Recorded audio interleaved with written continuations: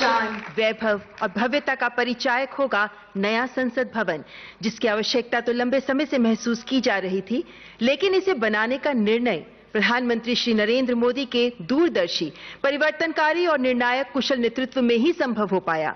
आपके मार्गदर्शन में बनने वाला नया संसद भवन संकल्प से सिद्धि का, न्यू इंडिया एट 75 के विजन का अनुपम उदाहरण प्रस्तुत करेगा। इस शुभ अवसर पर मैं परम श्रद्धेय आदरणीय प्रधानमंत्री जी से करबद्ध आग्रह करती हूं कि अपने आशीर्वचनों से हमारा मार्गदर्शन करें। Ladies and gentleman, please welcome honourable prime minister.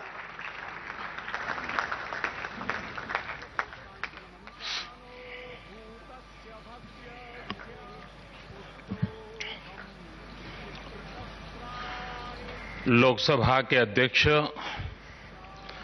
श्रीमान ओम बिरला जी, राज्यसभा के उपसभापति श्रीमान हरिवंश जी, केंद्रीय मंत्रिपरिषद के मेरे साथी श्री प्रहलाद जोशी जी, श्री हरदीप सिंह पुरी जी, अन्य राजनीतिक दलों के प्रतिनिधिगण, वर्चुअल माध्यम से जुड़े अनेक देशों के पार्लियामेंट के स्पीकर्स, यहां उपस्थित अनेक देशों के एम्बेसडर्स, इंटर पार्लियामेंट्री यूनियन के मेंबर्स, अन्य महानुभाव और मेरे प्यारे देशवासियों, आज का दिन बहुत ही ऐतिहासिक है। आज का दिन भारत के लोकतांत्रिक इतिहास में मील के पत्थर की तरह है। भारतीयों द्वारा भारतीयता के विचार से ओतप्रोत भारत के संसद भवन के निर्माण का शुभारंभ हमारी लोकतांत्रिक परंपराओं के सबसे अहम पड़ाव में से एक है। हम भारत के लोग मिलकर अपनी संसद के इस नए भवन को बनाएंगे और साथियों, इससे सुंदर क्या होगा, इससे पवित्र क्या होगा जब भारत अपनी आजादी के 75 वर्ष का पर्व मनाए, तो उस पर्व की साक्षात प्रेरणा हमारी संसद की नई इमारत बने।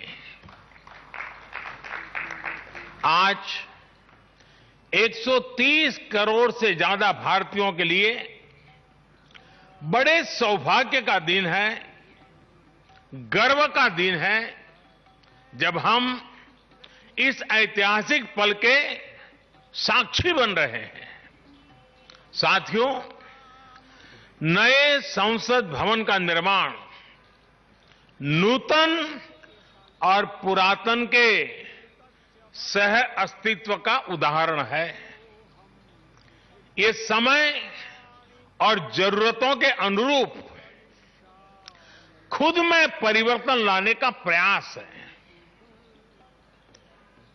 मैं अपने जीवन में वो क्षण कभी नहीं भूल सकता जब 2014 में पहली बार एक सांसद के तौर पर मुझे संसद भवन में आने का अवसर मिला था। तब लोकतंत्र के इस मंदिर में कदम रखने से पहले मैंने सिर झुकाकर, माथा टेककर लोकतंत्र के इस मंदिर को नमन किया था। हमारे वर्तमान संसद भवन ने आजादी के आंदोलन और फिर स्वतंत्र भारत को गढ़ने में अपनी अहम भूमिका निभाई है।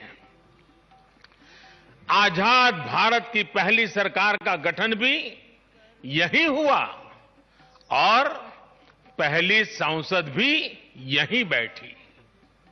इसी संसद भवन में हमारे संविधान की रचना हुई, हमारे लोकतंत्र की पुनर्स्थापना हुई।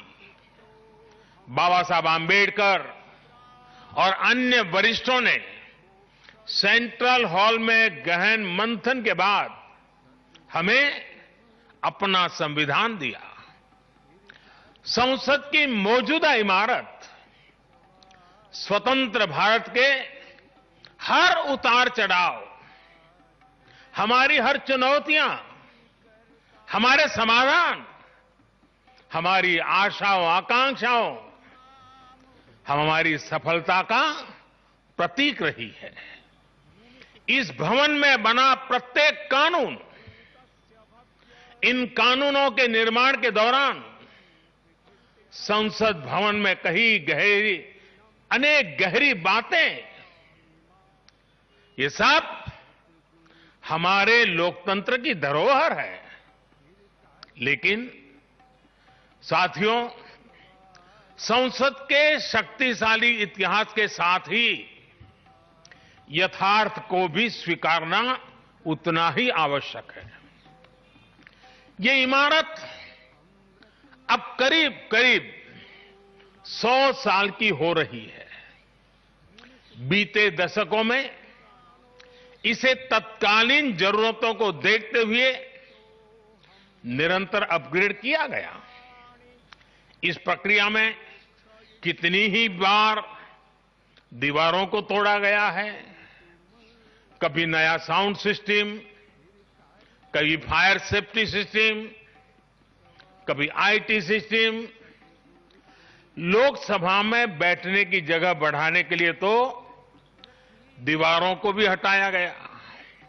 इतना कुछ होने के बाद संसद का ये भवन अब विश्राम मांग रहा है। अभी लोकसभा अध्यक्ष जी भी बता रहे थे कि किस तरह बरसों से मुश्किलों भरी स्थिति रही है। बरसों से नए संसद भवन की जरूरत महसूस की गई है। ऐसे में ये हम सभी का दायित्व बनता है कि 21वीं सदी के भारत को अब एक नया संसद भवन मिले। इसी दिशा में आज ये शुभारंभ हो रहा है और इसलिए आज जब हम एक नए संसद भवन का निर्माण कार्य शुरू कर रहे हैं तो वर्तमान संसद परिषद के जीवन में नए वर्ष भी जोड़ रहे हैं। साथियों, नए संसद भवन में ऐसी अनेक नई चीजें की जा रही हैं जिससे सांसदों की एफिशिएंसी बढ़ेगी, उनके वर्क कल्चर में आधुनिक तौर तरीके आएंगे। अब जैसे अपने सांसदों से मिलने के लिए उनके संसदीय क्षेत्र से लोग आते हैं, तो अभी जो संसद भवन है उसमें लोगों को बहुत दिक्कत होती है। आम जनता को दिक्कत होती है, नागरिकों को दिक्कत होती है। आम जनता को अपनी कोई परेशानी अपने सांसद को बतानी है, कोई सुख दुख बांटना है, तो इसके लिए भी संसद भवन में स्थान की बहुत कमी महसूस होती है। भविष्य में प्रत्येक सांसद के पास ये सुविधा होगी कि वो अपने क्षेत्र के लोगों से यहीं निकट में ही, इसी ये विशाल परिसर के बीच में ही उनको एक व्यवस्था मिलेगी ताकि वो अपने संसदीय क्षेत्र से आए लोगों को उनके सुख दुख बांट सके। साथियों, पुराने संसद भवन ने स्वतंत्रता के बाद के भारत को दिशा दी, तो नया भवन आत्मनिर्भर भारत के निर्माण का गवाह बनेगा। पुराने संसद भवन में देश की आवश्यकताओं की पूर्ति के लिए काम हुआ, तो नए भवन में 21वीं सदी के भारत की आकांक्षाएं पूरी की जाएगी। जैसे आज इंडिया गेट से आगे नेशनल वॉर मेमोरियल ने राष्ट्रीय पहचान बनाई है, वैसे ही संसद का नया भवन अपनी पहचान स्थापित करेगा। देश के लोग, आने वाली पीढ़ियां नए भवन को देखकर गर्व करेगी कि ये स्वतंत्र भारत में बना है।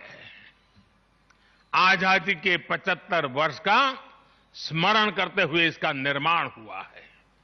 साथियों, संसद भवन की शक्ति का स्रोत, उसकी ऊर्जा का स्रोत हमारा लोकतंत्र है।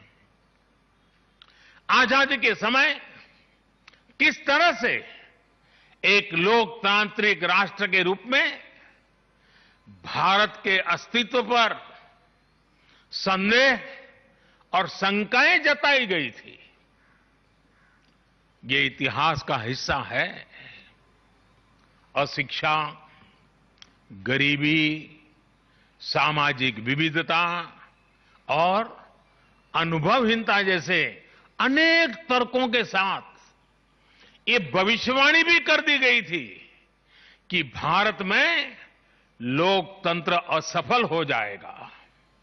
आज हम गर्व से कह सकते हैं कि हमारे देश ने उन आशंकाओं को न सिर्फ गलत सिद्ध किया है, बल्कि 21वीं सदी की दुनिया भारत को अहम लोकतांत्रिक ताकत के रूप में आगे बढ़ते हुए देख भी रही है। साथियों, लोकतंत्र भारत में क्यों सफल हुआ, क्यों सफल है और क्यों कभी लोकतंत्र पर आंच नहीं आ सकती, ये बात हमारी हर पीढ़ी को जानना समझना बहुत आवश्यक है। हम देखते सुनते हैं, दुनिया में 13वीं शताब्दी में रचित मैग्ना कार्टा की बहुत चर्चा होती है। कुछ विद्वान इसे लोकतंत्र की बुनियाद भी बताते हैं, लेकिन ये भी बात उतनी ही सही है कि मैग्ना कार्टा से भी पहले 12वीं शताब्दी में, 12th सेंचुरी में ही भारत में भगवान बसवेश्वर का अनुभव मंटपम अस्तित्व में आ चुका था। अनुभव मंटपम के रूप में उन्होंने लोक संसद का न सिर्फ निर्माण किया था, बल्कि उसका संचालन भी सुनिश्चित किया था। और भगवान बसवेश्वर जी ने कहा था, ಈ ಅನುಭವ ಮಂಟಪ ಜನಸಭಾ ನಾದಿನ ಮಟ್ಟು ರಾಷ್ಟ್ರದ ಉನ್ನತಿಗೆ ಹಾಗೂ ಅಭಿವೃದ್ಧಿಗೆ ಪುರಗಾವಗಿ ಕೆಲಸ ಮಾಡುತ್ತದೆ। यानी ये अनुभव मंटपम एक ऐसी जनसभा है जो राज्य और राष्ट्र के हित में और उनकी उन्नति के लिए सभी को एकजुट होकर काम करने के लिए प्रेरित करती है। अनुभव मंटपम लोकतंत्र का ही तो एक स्वरूप था। साथियों, इस कालखंड के और पहले जाएं तो तमिलनाडु में चेन्नई से 80-85 किलोमीटर दूर उत्तरा मेरूर नाम के गांव में एक बहुत ही ऐतिहासिक साक्ष्य दिखाई देता है। इस गांव में चोल साम्राज्य के दौरान 10वीं शताब्दी में पत्थरों पर तमिल में लिखी गई पंचायत व्यवस्था का वर्णन है, 10th सेंचुरी।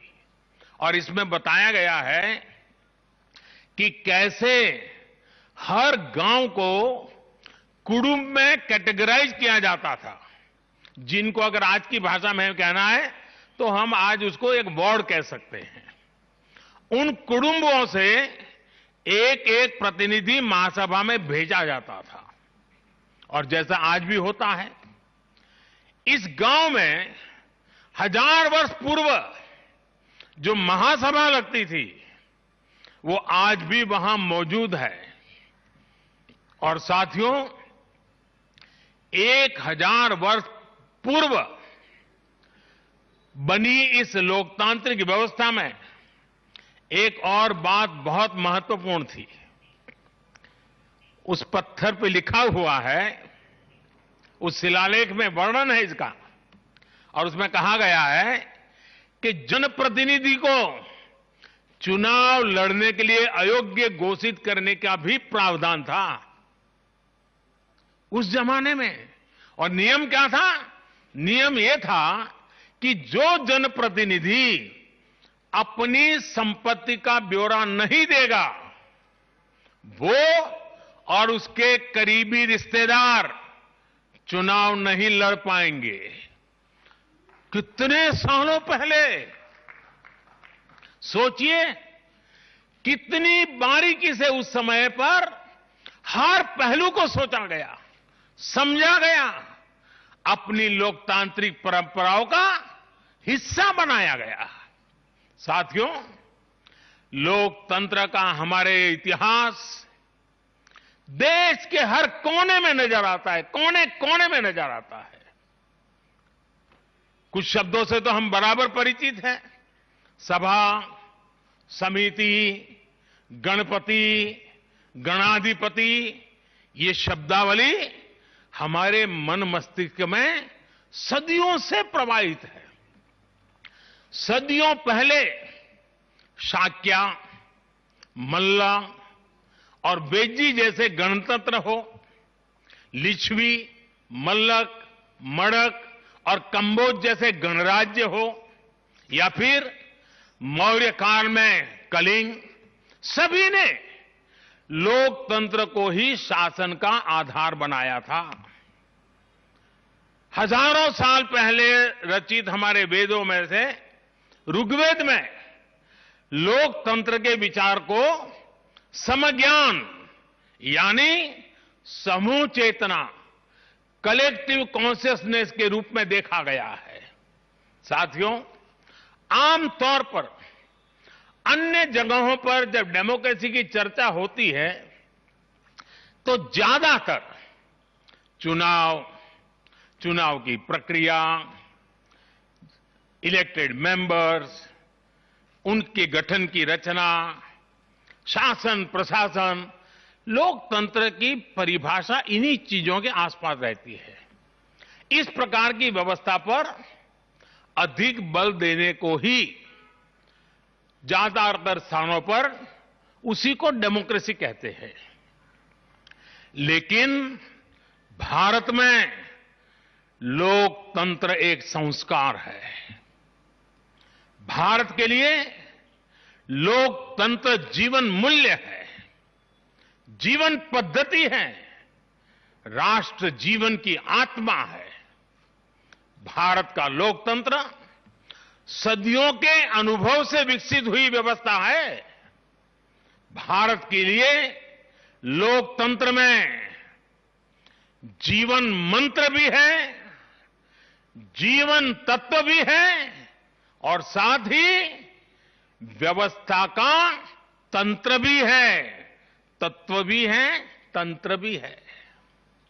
समय समय पर इसमें व्यवस्थाएं बदलती रही, प्रक्रियाएं बदलती रही, लेकिन आत्मा लोकतंत्र ही रही। और विडंबना देखिए, आज भारत का लोकतंत्र हमें पश्चिमी देशों से न समझाया जाता है।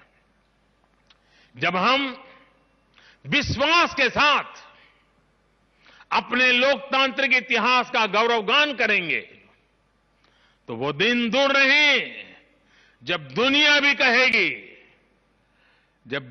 भी कहेगी India is mother of democracy, India is mother of democracy, India is mother of democracy. साथियों, भारत के लोकतंत्र में समाही शक्ति ही देश के विकास को नई ऊर्जा दे रही है, देशवासियों को नया विश्वास दे रही है। दुनिया के अनेक देशों में जहां लोकतांत्रिक प्रक्रियाओं को लेकर अलग स्थिति बन रही है, वहीं भारत में लोकतंत्र नित्य नूतन हो रहा है।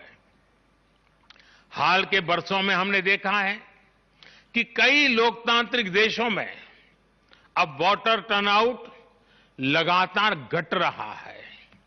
इसके विपरीत भारत में हम हर चुनाव के साथ वोटर टर्नआउट को बढ़ाते हुए देख रहे हैं, बढ़ता हुआ देख रहे हैं। इसमें भी महिलाओं और युवाओं की भागीदारी निरंतर बढ़ती जा रही है। साथियों, इस विश्वास की, इस आस्था की वजह है भारत में लोकतंत्र हमेशा से ही गवर्नेंस के साथ ही मतभेदों और विरोधाभासों को सुलझाने का महत्वपूर्ण माध्यम भी रहा है। अलग अलग विचार, अलग अलग दृष्टिकोण, ये सब बातें एक वाइब्रेंट डेमोक्रेसी को सशक्त करते हैं। डिफरेंसेस के लिए हमेशा जगह हो, लेकिन डिस्कनेक्ट कभी ना हो, इसी लक्ष्य को लेकर हमारा लोकतंत्र आगे बढ़ा है। गुरु नानक देव जी ने, और बड़ी सटीक बात कही है, गुरु नानक देव जी ने भी कहा है, जब लग दुनिया रही है नानक, जब लग दुनिया रही है नानक, किछु सुनिए किछु कहिए। यानी जब तक संसार रहे तब तक संवाद चलते रहना चाहिए। कुछ कहना और कुछ सुनना, यही तो संवाद का प्राण है, यही लोकतंत्र की आत्मा है। पॉलिसीज में अंतर हो सकता है, पॉलिटिक्स में भिन्नता हो सकती है, लेकिन हम पब्लिक की सेवा के लिए हैं। इस अंतिम लक्ष्य में कोई मतभेद नहीं होना चाहिए। वाद संवाद संसद के भीतर हो या संसद के बाहर, राष्ट्र सेवा का संकल्प, राष्ट्रहित के प्रति समर्पण लगातार झलकना चाहिए। और इसलिए आज जब नए संसद भवन का निर्माण शुरू हो रहा है, तो हमें याद रखना है कि वो लोकतंत्र जो संसद भवन के अस्तित्व का आधार है, उसके प्रति आशावाद को जगाए रखना हम सभी का दायित्व है। हमें हमेशा याद रखना है कि संसद पहुंचा हर प्रतिनिधि जवाबदेह है। ये जवाबदेही जनता के प्रति भी है और संविधान के प्रति भी है। हमारा हर फैसला राष्ट्र प्रथम, नेशन फर्स्ट, इसकी भावना से ही होना चाहिए। हमारे हर फैसले में राष्ट्रहित सर्वोपरि रहना चाहिए। राष्ट्रीय संकल्पों की सिद्धि के लिए हम एक स्वर में, एक आवाज में खड़े हो, ये बहुत जरूरी है। साथियों, हमारे यहां जब मंदिर के भवन का निर्माण होता है, तो शुरू में उसका आधार सिर्फ ईंट पत्थर ही होता है। कारीगर, शिल्पकार सभी के परिश्रम से मंदिर के भवन का निर्माण पूरा होता है। लेकिन वो भवन एक मंदिर तब बनता है, उसमें पूर्णता तब आती है जब उसमें प्राण प्रतिष्ठा होती है। प्राण प्रतिष्ठा होने तक वो सिर्फ एक इमारत ही रहता है। साथियों, नया संसद भवन भी बनकर तो तैयार हो जाएगा, लेकिन वो तब तक एक इमारत ही रहेगा जब तक उसकी प्राण प्रतिष्ठा नहीं होगी। लेकिन ये प्राण प्रतिष्ठा किसी एक मूर्ति की नहीं होगी।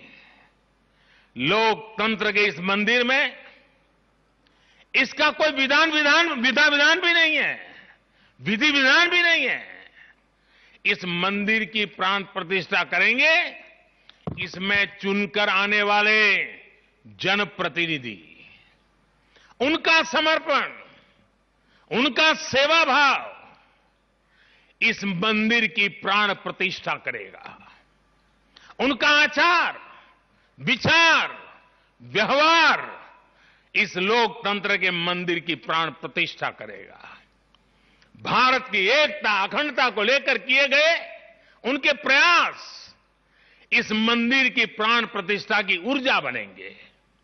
जब एक एक जनप्रतिनिधि अपना ज्ञान, अपना कौशल्य, अपनी बुद्धि, अपनी शिक्षा, अपना अनुभव पूर्ण रूप से यहां निचोड़ देगा, राष्ट्रहित में निचोड़ देगा, उसी का अभिषेक करेगा, तब इस नए संसद भवन की प्राण प्रतिष्ठा होगी। यहां राज्यसभा काउंसिल ऑफ स्टेट्स है, एक ऐसी व्यवस्था है जो भारत के फेडरल स्ट्रक्चर को बल देती है। राष्ट्र के विकास के लिए राज्य का विकास, राष्ट्र के विकास के लिए राज्य का विकास, राष्ट्र की मजबूती के लिए राज्य की मजबूती, राष्ट्र के कल्याण के लिए राज्य का कल्याण, इस मूलभूत सिद्धांत के साथ काम करने का हमें प्रण लेना है। पीढ़ी दर पीढ़ी आने वाले कल में जो जनप्रतिनिधि यहां आएंगे, उनके शपथ लेने के साथ ही प्राण प्रतिष्ठा के इस महायज्ञ में उनका योगदान शुरू हो जाएगा। इसका लाभ देश के कोटि कोटि जनों को होगा।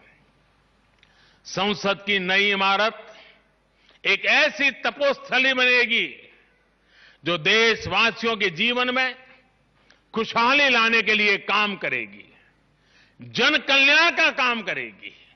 साथियों, 21वीं सदी भारत की सदी हो, यह हमारे देश के महापुरुषों और महान नारियों का सपना रहा है।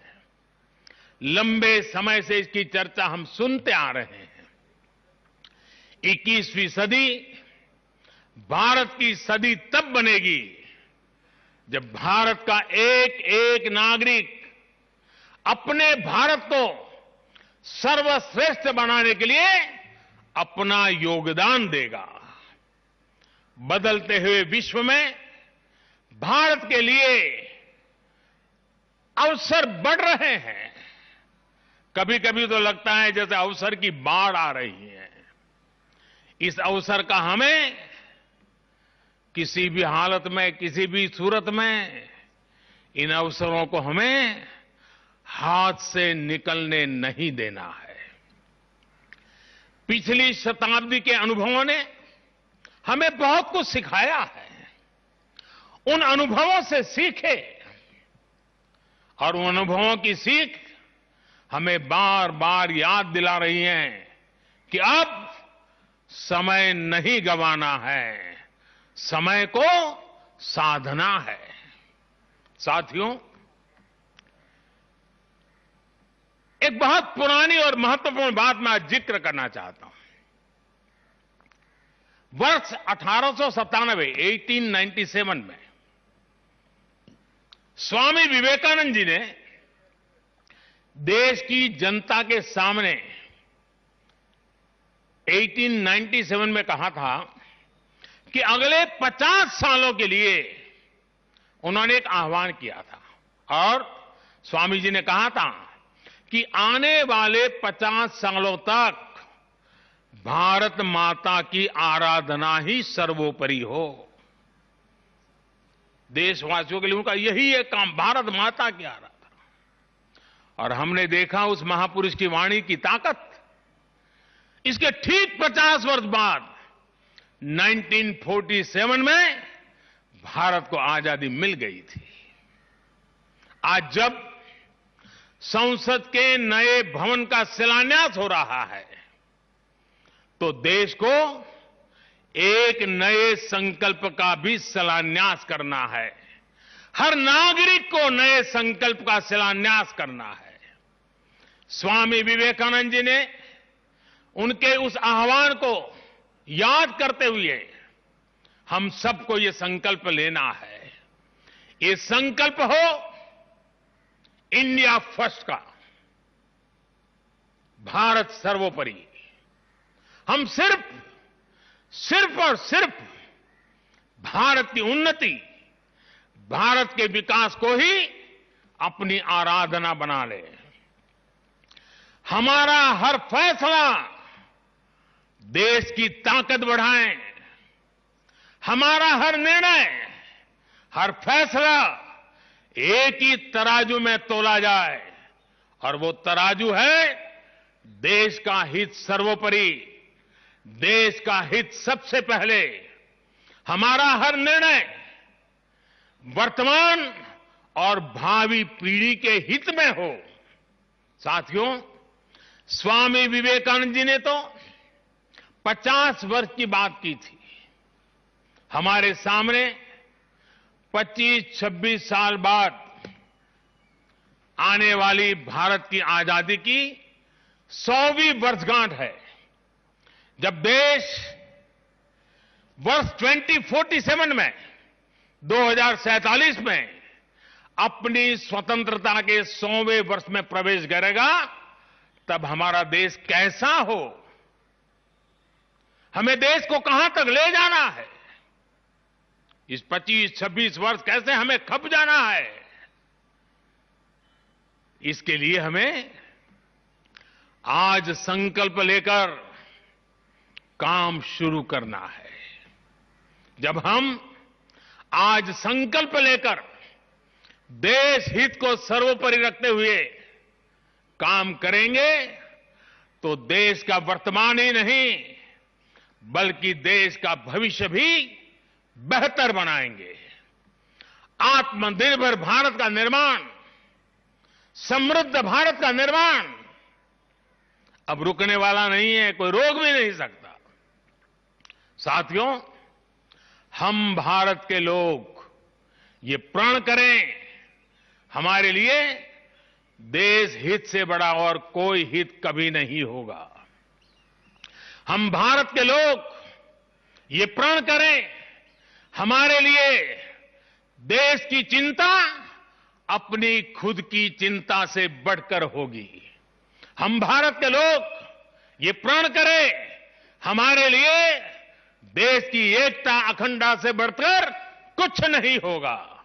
हम भारत के लोग ये प्रण करें, हमारे लिए देश के संविधान की मान मर्यादा और उसकी अपेक्षाओं की पूर्ति जीवन का सबसे बड़ा ध्येय होगी। हमें गुरुदेव रविन्द्रनाथ टैगोर की ये भावना हमेशा याद रखनी है। और गुरुदेव रविन्द्रनाथ टैगोर की भावना क्या थी?